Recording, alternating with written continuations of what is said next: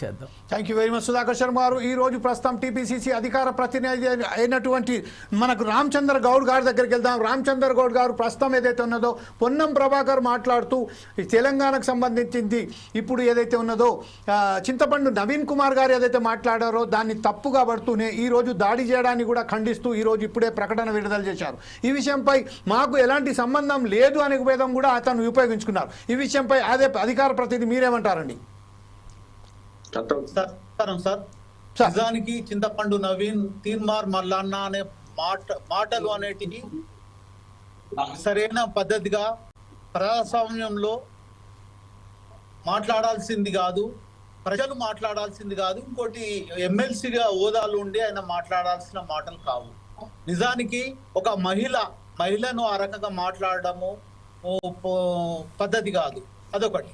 దాంతో పాటు ఆయన మీద దాడి అనేది కూడా కరెక్ట్ కాదు. ఎందుకంటే జాగృతి గారు దాడి చేయడం కూడా అంటే వాళ్ళ మనుషులు దాడి చేయడం కూడా కరెక్ట్ కాదు. నిజానికి మనకు చట్టం ఉన్నది. అతను మాట్లాడితే ఆయన కూడా ఈ రోజు కాదు మొదటి నుంచి కూడా ఆయన మాట్లాడుతుండే అదే రకంగా.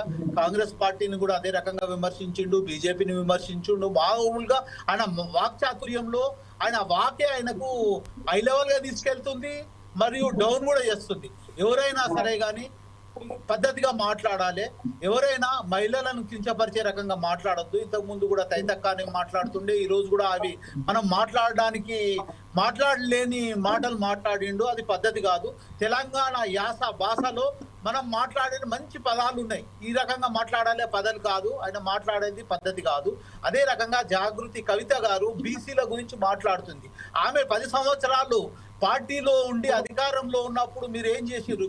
బీఆర్ఎస్ పార్టీ 10 సంవత్సరాలు ఏం చేయండి ఈ రోజు మాట్లాడాల్సిన అవసరం ఏముంది? ఆమె నిజానికి ఆమె ఏదో లబ్ధి పొందడానికి, డైవర్షన్ చేయడానికి, జైలుకు పోయిన జీవితాన్ని మరవడానికి, వాళ్ళ అన్న మీద కోపము, తండ్రి మీద కోపము, పార్టీ మీద కోపాన్ని డైవర్షన్ చేసుకోవడానికి ఆమె చేస్తున్నది.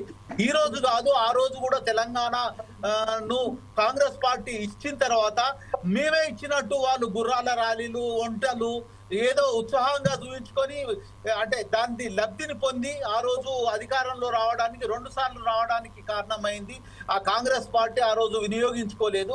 ఈ రోజు ఖచ్చితంగా చెప్తున్నాము, మనం ఇచ్చిన కాంగ్రెస్ పార్టీ ఇచ్చిన దాన్ని వాళ్ళు లబ్ధి పొందడానికి ఏదో ప్రయత్నం చేసిండ్రు.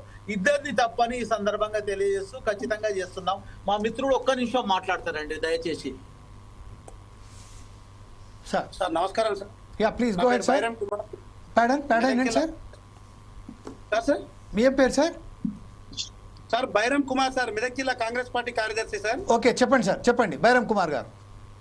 సార్ ఈ వ్యవహారం ఎట్లా ఉందంటే, ఒకరేమో కయ్యాలు పెట్టుకుందాము, ఎలాగైనా సరే పార్టీ ప్రజల్లో పోయిన పలుకుబడి తిరగబెట్టుకుందామని చెప్పేసి కవిత గారి వ్యవహారం ఉంది.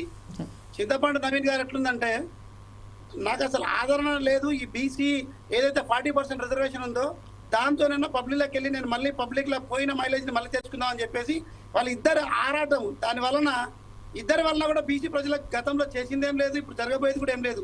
గతంలో ఏదైతే తెలంగాణ రాష్ట్ర సాధనలో తెలంగాణ రాష్ట్రాన్ని ఇచ్చింది కాంగ్రెస్, పోరాడింది కాంగ్రెస్, ఎంపీలు ప్రజలు సపండ వర్ణాలు కలిసి పోరాడితే ఆ వచ్చిన తెలంగాణను మేమే తీసుకొచ్చామని చెప్పి ఎలాగైతే మైలేజ్ క్లెయిమ్ చేస్తున్నారో ఈ బీసీ రిజర్వేషన్ పైన కూడా కవిత గారు అదే స్టెప్, అదే ఆలోచన.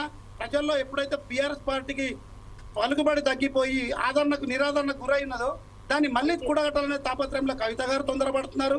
ఎట్లాగో నోటికొచ్చిన తీరుగా వ్యవహరించి రోజు తీరుగా మాట్లాడి ప్రజలని ఎవరైతే సమాజంలో గౌరవనీయంగా ఉన్నారో వాళ్ళందరినీ ఏదో రకంగా నోటి దురుస్తూ వాళ్ళపైన అక్కసు వెలగక్కుతూ మళ్ళీ నేను నా పోయిన ఏదో ప్రతిష్టను నేను మళ్ళీ కూడగట్టుకోవాలని చెప్పేసి నవీన్ గారు కూడా ఈ ప్రయత్నంలో గౌరవనీయులు మన తెలంగాణ వాసులము మహిళలంటే ఎక్కువగా అమ్మ, అక్క, అవ్వ, చెల్లె అని గౌరవంగా మాట్లాడటము. మనం మహిళల పట్ల గౌరవంగా ఉండాలి.